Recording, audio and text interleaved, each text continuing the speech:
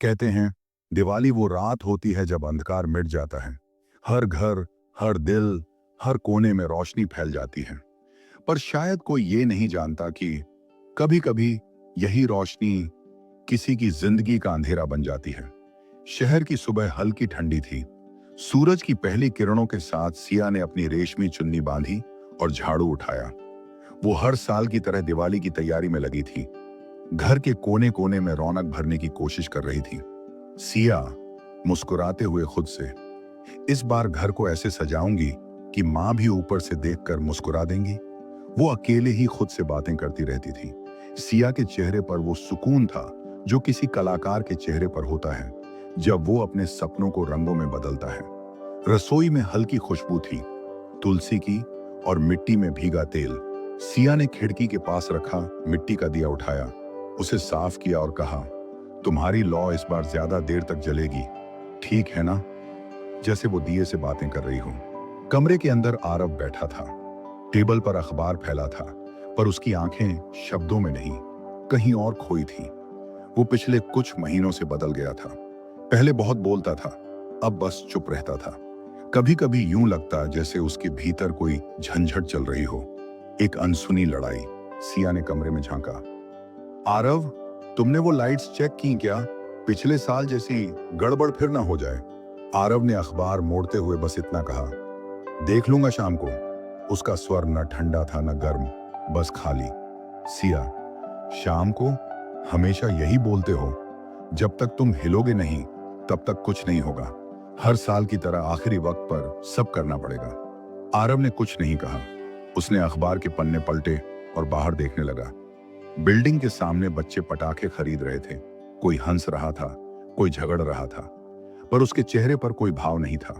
सिया ने थोड़ी देर तक उसे देखा, फिर धीरे से कहा, तुम्हें याद है पिछले साल कितनी हंसी आई थी तुम्हें जब हम छत पर 7 दिए जला रहे थे?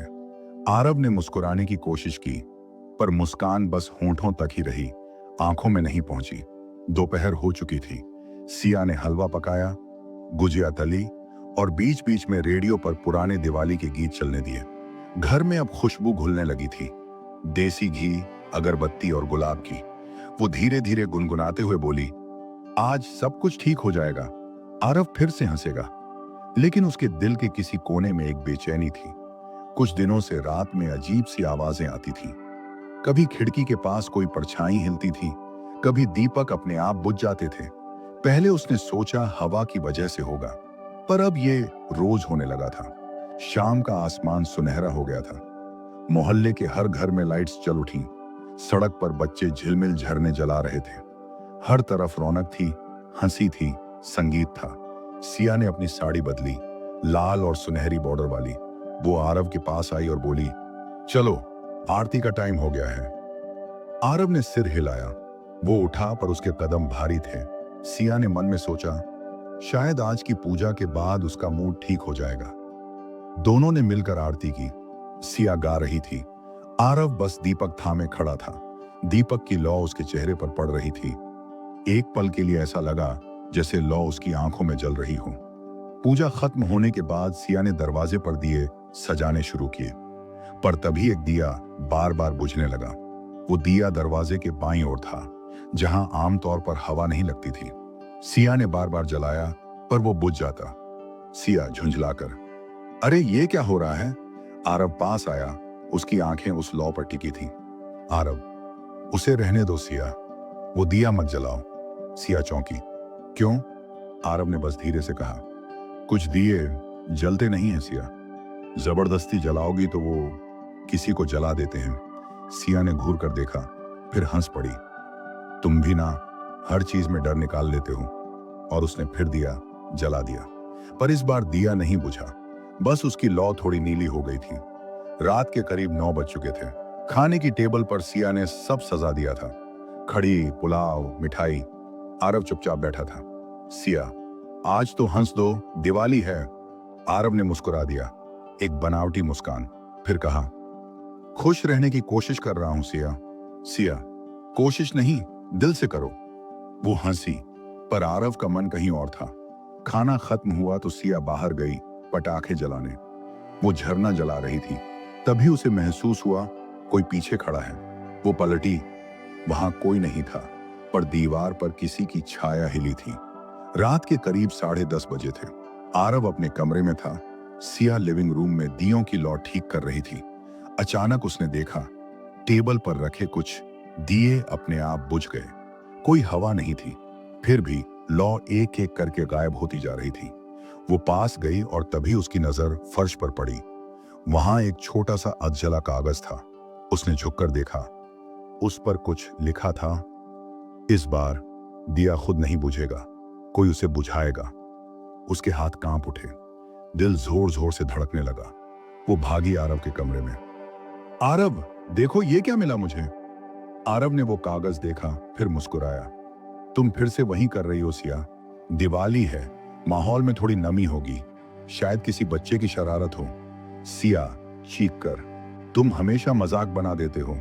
पिछले हफ्ते भी वो आवाजें आई थीं, और अब ये कागज। आरव कुछ नहीं बोला। वो उठा और कमरे से बाहर चला गया। सिया वहीं खड़ी रह गई। उसकी आंखों में अब डर था, लेकिन उस डर में सवाल ज्यादा थे। 12 बज चुके थे। बाहर अब सिर्फ पटाखों की आवाज कभी कभार आ रही थी। घर के भीतर बस दियों की टिमटिमाहट बची थी। सिया अकेली सोफे पर बैठी थी। वो अब तक के हर पल को जोड़ने की कोशिश कर रही थी। आरव की चुप्पी, वो बुझता दिया, वो कागज। तभी उसे अपने कमरे से अगरबत्ती की महक आई। वो उठी, कमरे में झांका। आरव बिस्तर पर नहीं था। बिस्तर के सामने एक छोटी टेबल थी, जिस पर एक पुरानी तस्वीर रखी थी, आधी जली हुई तस्वीर। उसने धीरे से तस्वीर उठाई।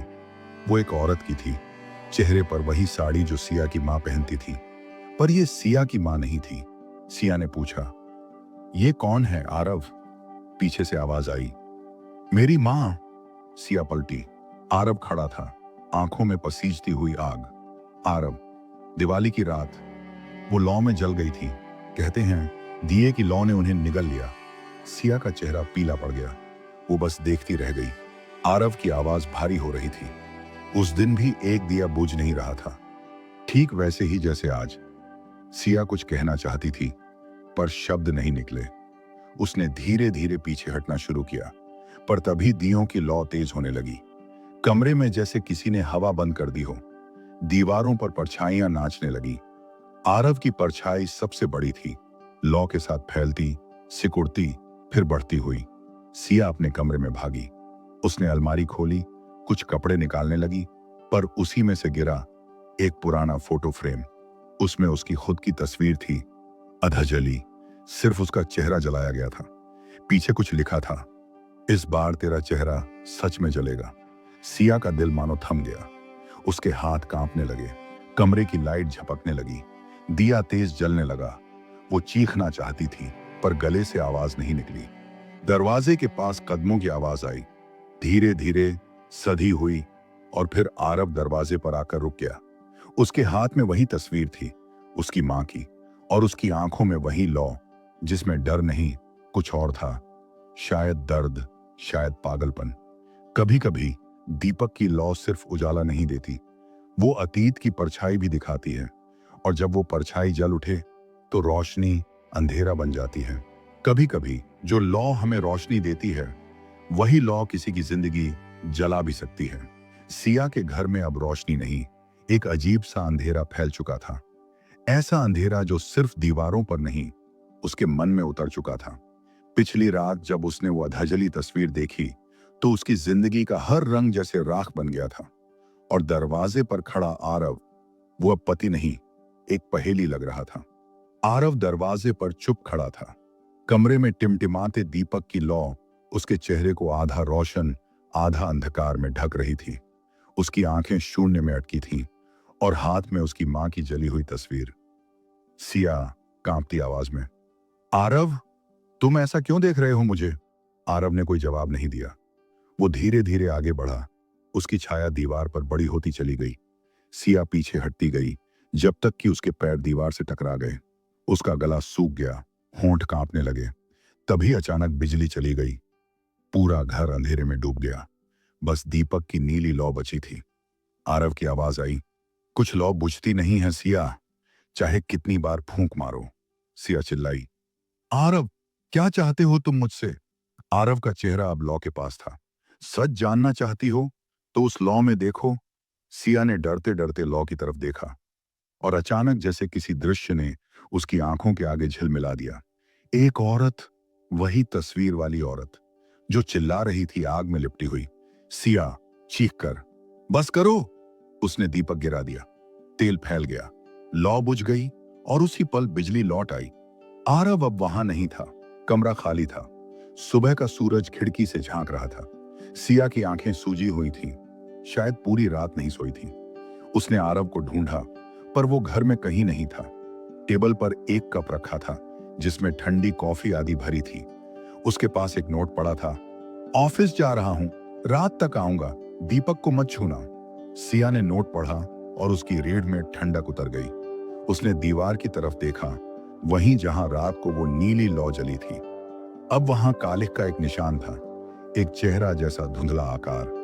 उसने पल्ला ठीक किया और खुद से बुदबुदाई, मुझे कुछ करना होगा, ये सब अब और नहीं। सिया ने आरव की अलमारी खंगालनी शुरू की। कपड़ों के नीचे उसे एक पुरानी डायरी मिली, काली झिल्द, जले हुए किनारे और अंदर कुछ पन्ने अधूरे। उसने धीरे से पहला पन्ना खोला। लिखा था, मां कहती थी दीपक जलाओ तो आत्मा जाग जाती है। उस रात उन्होंने 100 दिए जलाए थे। दूसरे पन्ने पर, मैं छोटा था पर मुझे याद है वो रात चीखों से भरी थी। मैंने मां को जलते देखा था पर लौ बुझी नहीं थी। सिया के हाथ कांपने लगे, हर शब्द जैसे किसी जख्म को कुरेद रहा था। वो सोचने लगी, तो क्या आरव पागल हो गया है या किसी का कब्जा है उस पर? अचानक डायरी का आखिरी पन्ना अपने आप पलट गया और उस पर स्याही से लिखा था, अब वही लौ फिर जलानी है ताकि आत्मा शांत हो। सिया ने डायरी झटके से बंद कर दी। कमरे में हवा चलने लगी। दीवार पर रखी घंटी अपने आप बज उठी। दोपहर में दरवाजे पर दस्तक हुई। सिया ने दरवाजा खोला। बगल में रहने वाली शर्मा आंटी खड़ी थी। वो मुस्कुराई पर उनकी आंखों में कुछ सवाल थे। शर्मा आंटी, बेटा कल रात सब ठीक तो था? आवाजें आ रही थी। सिया, हाँ आंटी सब ठीक है, आरव थोड़ा ठीक नहीं था। आंटी ने लंबी सांस ली। बेटा आरव का बचपन मैंने देखा है। उसकी माँ, अरे बहुत प्यारी थी, पर उसकी मौत के बाद वो बच्चा बदल गया था। सिया चौकन्नी हुई। आपको पता है कैसे मरी थी वो? आंटी ने इधर उधर देखा, फिर फुसफुसाकर बोली, सुना था उन्होंने खुद को आग लगा ली थी और कहते हैं उनके कमरे की लौ 3 दिन तक नहीं बुझी थी। सिया के पैर जैसे जमीन से चिपक गए। आंटी चली गई पर उनके शब्द उसके कानों में गूंजते रहे। 3 दिन तक नहीं बुझी थी, रात फिर से उतर आई थी। सिया ने सारे दिए बुझा दिए थे, सोचते हुए कि शायद इससे सब शांत हो जाएगा। पर आधी रात को उसने देखा, खिड़की के पास एक दीपक अपने आप जल गया था। उसकी लौ नीली थी और उस लौ के पीछे दीवार पर किसी की परछाई थी, एक औरत की। सिया ने कांपते हुए कहा, कौन है वहां? पर कोई जवाब नहीं आया। दीपक की लौ झिलमिला रही थी, जैसे किसी की सांस उस पर पड़ रही हो। तभी फोन की घंटी बजी। सिया ने झपट कर उठाया। हेलो, आवाज। सिया, मैं नेहा बोल रही हूं। सिया की आंखों में उम्मीद चमकी। नेहा, तूने फोन कैसे किया? तू तो बाहर थी ना? नेहा, हाँ, पर तेरे घर के बारे में सुना, सब ठीक है? सिया चुप रही, फिर बोली, नेहा, कुछ अजीब हो रहा है यहाँ। दीपक अपने आप जल रहे हैं और आरव अजीब व्यवहार कर रहा है। नेहा की आवाज गंभीर हो गई। सिया, याद है बचपन में तूने बताया था कि तेरी माँ को भी आग से डर लगता था? सिया रुक गई। हाँ, क्यों? नेहा, शायद ये डर तुम्हारे खून में है सिया। कभी कभी डर भी वंशानुगत होता है। फोन कट गया। सिया हैरान थी, उसने कभी नेहा को यह बात बताई ही नहीं थी। सिया ने घर का हर कमरा देखा। आरव अभी तक नहीं लौटा था, पर उसके कमरे से आवाज आ रही थी, जैसे कोई वहां कुछ खोज रहा हो। वो धीरे धीरे कमरे की ओर बढ़ी। दरवाजे की दरार से अंदर झांका। वहां कोई नहीं था, पर टेबल पर वो नीला दीपक जल रहा था। सिया ने दिया उठाया, पर अचानक दीवार पर धुएं से कुछ लिखता गया। वो लौ अभी जली नहीं है। वो चीख पड़ी। दिया फर्श पर गिर गया और फिर जैसे किसी ने अंदर से हंसी छोड़ी। कभी कभी डर हमारे भीतर नहीं, हमारे घर की दीवारों में छिपा होता है, और जब वो जागता है तो कोई लॉ उसे रोक नहीं सकती। रात के करीब 1 बजे दरवाजे पर किसी ने जोर से दस्तक दी। सिया घबराई, धीरे से दरवाजा खोला। आरव था, चेहरा थका हुआ, कपड़े राख जैसे गंदे। सिया, कहाँ थे तुम? आरव, काम था, कुछ जरूरी। वो सीधे कमरे में गया, बिना सिया की ओर देखे। सिया उसके पीछे गई। आरव, हमें बात करनी है। आरव रुका, धीरे से बोला, किस बारे में? सिया ने डायरी उसके सामने रख दी। इस बारे में। आरव ने डायरी उठाई, मुस्कुराया। तो मिल गई तुम्हें?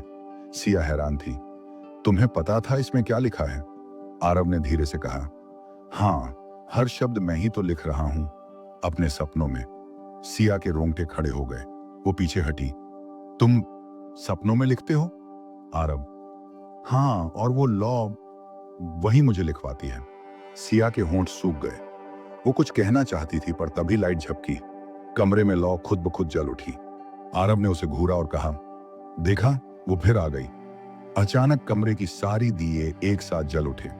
हर दिया नीली लौ में बदल गया। दीवारें जैसे कांपने लगी। आरव की आंखें चमकने लगी। सिया चिल्लाई, आरव, ये क्या कर रहे हो? आरव बोला, ये मैं नहीं, वो लौ कर रही है। वो मां की अधूरी इच्छा थी, दीपक की लौ में मोक्ष।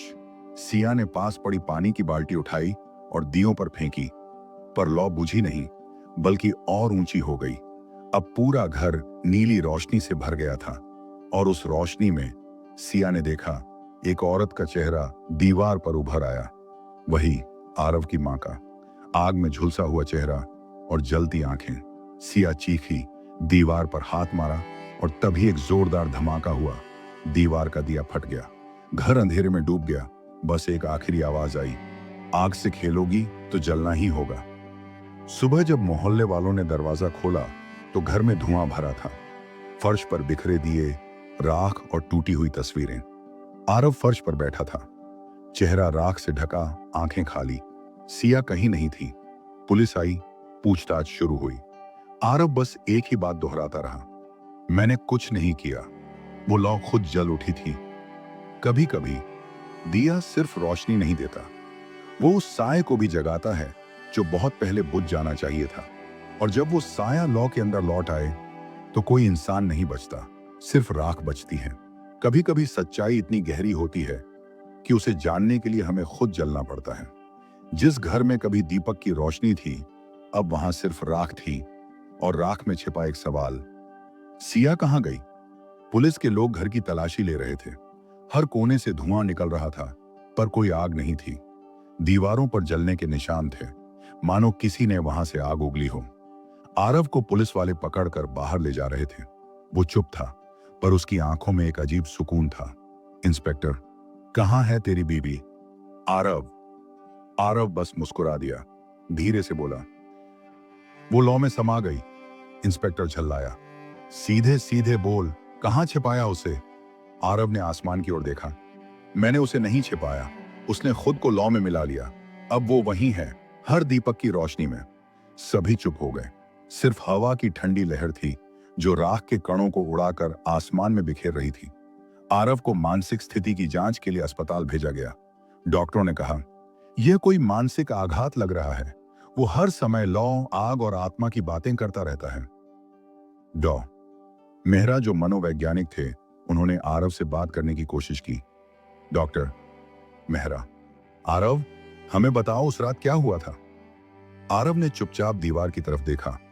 वहीं दीवार पर एक छोटा दीपक रखा था जो किसी ने पूजा के लिए जलाया था। वो बोला, वो लौ मेरी मां की है डॉक्टर, उसे शांत करना था, पर सिया ने सब बिगाड़ दिया। डॉक्टर मेहरा, कैसे बिगाड़ा? आरव ने ठंडी सांस ली। मां की आत्मा चाहती थी कि दीपक 3 रातें जले, पर सिया ने दूसरी रात ही लौ बुझा दी। डॉक्टर नोट्स बनाते रहे। आरव की आंखें वहीं दीपक पर टिकी थीं। उसकी पुतलियां जैसे आग के रंग में घुल चुकी थीं। 3 दिन बाद रात को अस्पताल के कमरे में कुछ हुआ। नर्स ने देखा, कमरे की खिड़की अपने आप खुल गई। अंदर ठंडी हवा आई और दीपक की लौ नीली हो गई। आरव, जो कई दिनों से खामोश था, अचानक मुस्कुराया। वो आ गई। नर्स घबराकर पीछे हटी। कौन? आरव की आवाज गूंजी। सिया। दीवार पर धुएं से एक आकृति उभरने लगी। धीरे धीरे वो और साफ हुई। एक औरत, अझले बाल, आंखों में जलन, होठों पर मुस्कान। नर्स चीखी, आग, आग लग रही है। पर वहां कोई आग नहीं थी, सिर्फ वो आकृति थी जो धीरे धीरे आरव के करीब आ रही थी। सिया की आत्मा। आरव, मैंने लौ नहीं बुझाई थी, वो खुद बुझ गई थी। आरव की आंखों से आंसू बहने लगे। झूठ मत बोलो सिया, मां मुझसे नाराज है। सिया ने पास आकर कहा, नहीं आरव, तेरी मां नहीं, तू खुद था जिसने उन्हें जलाया। अचानक कमरे की बत्तियां झिलमिलाने लगी। दीवारों पर पुरानी यादें जैसे परछाइयों में चलने लगी। आरव की मां आरव को थप्पड़ मार रही है। आग से मत खेलो। पर छोटा आरव जिद करता है, मां, मुझे आग सुंदर लगती है। फिर वही दृश्य, रात में 100 दिए जल रहे हैं। मां आरती उतार रही हैं और आरव उनमें से एक दिया पलट देता है। तेल फैल जाता है, आग लग जाती है और मां चीखती है, आरव भाग। आरव भाग जाता है। मां जलती है और दिया 3 दिन तक नहीं बुझता। वर्तमान में लौटते हुए आरव जोर से चिल्लाता है, नहीं, मैंने जानबूझकर नहीं किया था। दीवार पर सिया की परछाई गायब हो जाती है। कमरा फिर से शांत हो जाता है। डॉक्टर मेहरा कमरे में भागकर आते हैं। क्या हुआ? आरव जमीन पर गिर पड़ा था, रो रहा था। मैंने अपनी मां को मारा और अब सिया को भी। डॉक्टर मेहरा ने रिपोर्ट तैयार की। आरव में पायरोमेनिया, आग के प्रति जुनून और गिल्ट साइकोसिस दोनों हैं। उसे अपने अपराध की यादें बार बार जलती लौ में दिखाई देती हैं। पर उसी रात अस्पताल में अजीब चीज हुई। हर कमरे के दिए अपने आप जल उठे। सायरन बजा और सीसीटीवी फुटेज में दिखा आरव के कमरे में कोई गया ही नहीं, पर दरवाजा अपने आप खुला और फिर धुआं निकला। जब नर्स अंदर पहुंची, आरव वहां नहीं था, बस उसकी कुर्सी पर राख बिखरी थी और टेबल पर उसकी मां की अधजली तस्वीर। अब पुलिस ने केस को रहस्यमय माना। उन्होंने सिया की सबसे करीबी दोस्त नेहा को पूछताछ के लिए बुलाया। इंस्पेक्टर, तुम कह रही थी कि सिया ने फोन किया था? नेहा, हाँ सर, उस रात उसने मुझे बताया कि दीपक अपने आप जलते हैं। इंस्पेक्टर, तुमने उसे शांत किया? नेहा, मैंने उसे चेतावनी दी थी कि लॉ के अंदर जो है उसे मत छेड़। इंस्पेक्टर ने सिर उठाया। क्या मतलब? नेहा बोली, सिया और आरव दोनों ही उस आग के हिस्से थे। आरव की मां ने अपनी जान दी, पर उसकी आत्मा ने किसी को नहीं छोड़ा। वो अब हर उस इंसान में बस गई जो उस दिए को जलाता है। इंस्पेक्टर चौंका। तुम्हें ये सब कैसे पता? नेहा मुस्कुराई, धीरे से बोली, क्योंकि वो दीपक मेरी मां का था। कुछ दिन बाद मोहल्ले के पुराने मंदिर में एक बुजुर्ग पुजारी ने देखा। मंदिर के कोने में रखा एक पुराना दीपक अपने आप जल उठा था। लौ फिर से नीली थी। पुजारी ने डरकर उसे बुझाने की कोशिश की, पर लौ हाथ पर फिसल गई और उसे जरा भी जलन नहीं हुई। वो समझ गया, ये साधारण आग नहीं। उसी वक्त मंदिर के बाहर 2 परछाइयां दिखीं, एक औरत और एक आदमी। दोनों एक दूसरे का हाथ थामे धीरे धीरे नीली रोशनी में घुलते जा रहे थे। लोगों ने कहा, शायद वो सिया और आरव थे। कुछ ने कहा, नहीं, वो तो बस आग का भ्रम था। पर मंदिर के पास रखी राख से एक फुसफुसाहट आई। लौ बुझती नहीं, बस रूप बदलती है। यह मामला न विज्ञान से समझाया जा सकता है, न अध्यात्म से। आरव और सिया दोनों ही अपने अतीत की आग में जले। एक ने आग को साधने की कोशिश की, दूसरे ने उससे बचने की, और दोनों उसी लौ में समा गए। उन्होंने आखिरी लाइन लिखी, कभी कभी आत्माएं भी रोशनी चाहती हैं, पर जब वो लौ बनती हैं तो इंसान राख बन जाता है। पूरा मोहल्ला फिर से रोशनी में नहा रहा था। हर घर में दीपक जल रहे थे। शर्मा आंटी अपने पोते के साथ दिए रख रही थी। अचानक बच्चे ने पूछा, दादी, ये वाला दिया क्यों नीला जल रहा है? आंटी ने झुककर देखा, वो सच में नीला था। धीरे से मुस्कुराई, शायद किसी की याद बाकी है बेटा। बच्चे ने पूछा, किसकी? आंटी ने आसमान की ओर देखा, जहां हल्की नीली लौ तैर रही थी, और कहा, जिसने रोशनी को समझने की कोशिश की थी। कभी कभी दीपावली की रोशनी में हम सिर्फ घर को नहीं, अपने अतीत को भी रोशन कर देते हैं। पर जो अतीत राख में छिपा हो, उसे छेड़ना आग को पुकारने जैसा है। सिया और आरव की कहानी हमें यही सिखाती है कि हर लौ के भीतर सिर्फ रोशनी नहीं, एक साया भी होता है। और अगर वो साया जाग जाए तो कोई भी दीपक, चाहे कितना भी पवित्र क्यों ना हो, सिर्फ विनाश की शुरुआत बन जाता है। तो दोस्तों, ये थी दिवाली की लौ, एक ऐसी कहानी जहां रोशनी नहीं, अंधेरा जिंदा था। कभी कभी दीपक सिर्फ रोशनी नहीं देता, वो हमारे भीतर के साये को भी जगा देता है। और जब वो साया जागता है तो कोई भगवान, कोई इंसान उसे नहीं रोक पाता। अगर आपको ये कहानी पसंद आई हो तो इसे दिल से लाइक करो, अपने दोस्तों और परिवार के साथ शेयर करो, ताकि वो भी जान सकें कि हर रोशनी के पीछे एक साया जरूर छिपा होता है। और हाँ, सब्सक्राइब और हाइप करना मत भूलना, क्योंकि अगली कहानी इतनी डरावनी, इतनी रहस्यमयी होगी कि दीपक जलाने से पहले तुम चारों तरफ देखना जरूर चाहोगे।